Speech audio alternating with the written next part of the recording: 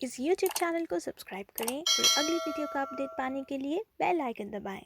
रविंदर केलेकर द्वारा रचित पतझड़ में टूटी पत्तियां के अंतर्गत झेन की देन पाठ। ऐसा माना जाता है कि थोड़े में बहुत कुछ कह देना कविता का गुण है। जब कभी ये गुण किसी गद्य रचना में भी दिखाई देता है तब उसे पढ़ने वाले को ये मुहावरा याद नहीं रखना पड़ता कि सार सार को गही रहे थोथा दे उड़ाए। सरल लिखना, थोड़े शब्दों में लिखना ज़्यादा कठिन काम है, फिर भी ये काम होता रहा है।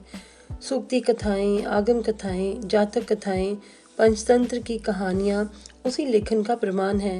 यही काम कोंकणी में रविंद्रनाथ केलेकर ने किया है। प्रस्तुत पाठ के दो प्रसंग। पहला, झेन की देन।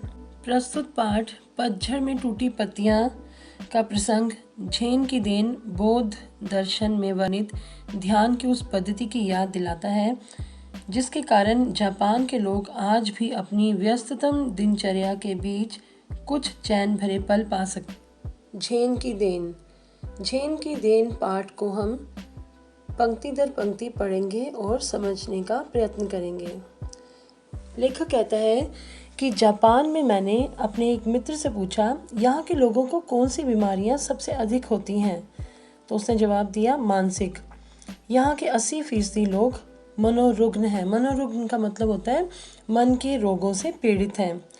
तो लेखक पूछता है कि उसकी क्या वजह है, तो मित्र कहने लगे हमारे जीवन की रफ्तार बढ़ गई है। यहाँ कोई चलता नहीं बल्कि दौड़ता है, कोई बोलता नहीं बकता है। जब हम अकेले पढ़ते हैं तब अपने आप से लगातार बड़बड़ाते रहते हैं। अमेरिका से हम प्रतिस्पर्धा करने लगे। प्रतिस्पर्धा होता है कंपटीशन करना। तो अमेरिका से हम प्रतिस्पर्धा करने लगे। 1 महीने में पूरा होने वाला काम 1 दिन में ही पूरा करने की कोशिश करने लगे। वैसे भी दिमाग की रफ्तार हमेशा तेज़ ही रहती है। उसे स्पीड का इंजन लगाने से वह रफ्तार 1000 गुना अधिक हो जाती है। फिर एक क्षण ऐसा आता है कि जब दिमाग का तनाव बढ़ जाता है और पूरा इंजन टूट जाता है। यही कारण है जिससे मानसिक रोग यहाँ बढ़ गए। कहने का अर्थ क्या है लेखक का, कि जब किसी को ढेर सारे काम इकट्ठे करने पड़े, सपोज एक एक करके कोई काम करने की जगह ढेरों काम इकट्ठे करने पड़े, तो उसे एक टेंशन होती है। वो टेंशन जो होती है उसे डिप्रेशन दे देती है। तो उसके दिमाग को तभी कहा है कि दिमाग का तनाव बढ़ जाता है और वे इंजन, जिसे स्पीड का इंजन लगा दिया गया, वो टूट जाता है। शाम को भी मुझे एक टी सेरेमनी में ले गए। चाय पीने की ये एक विधि है। जापानी में उसे चानोयू कहते हैं।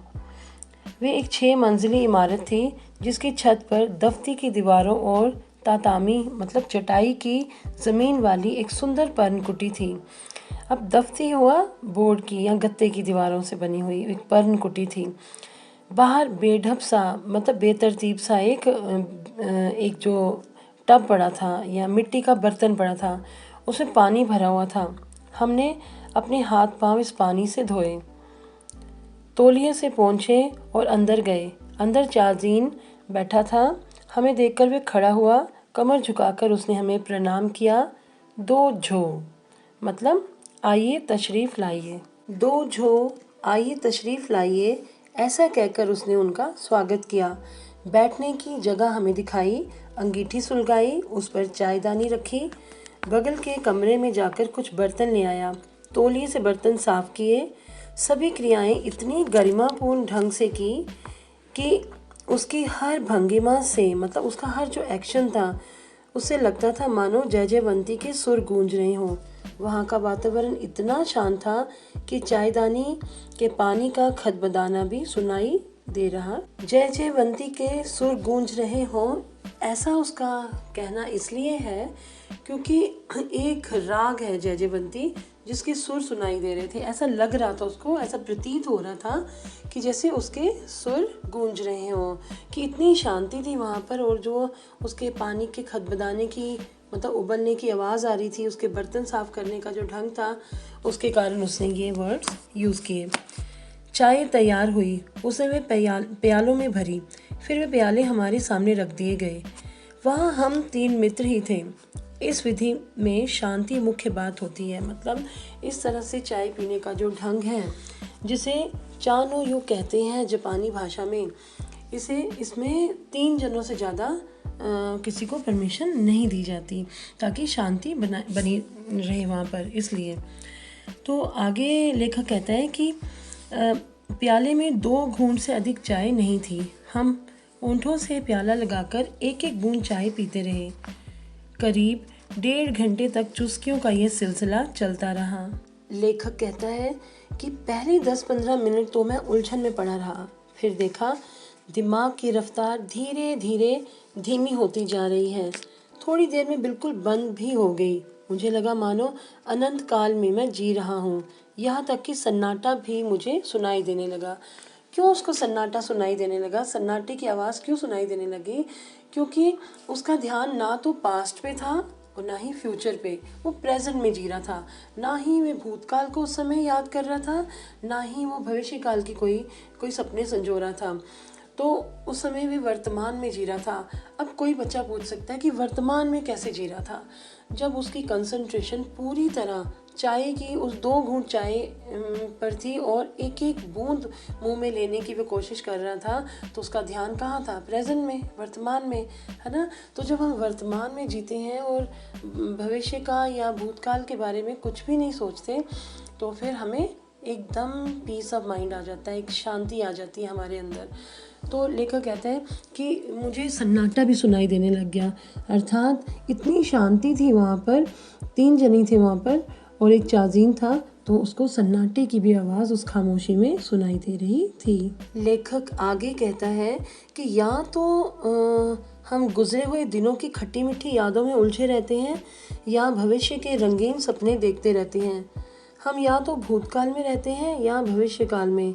असल में दोनों काल मिथ्या हैं, मतलब एक सपने के समान है।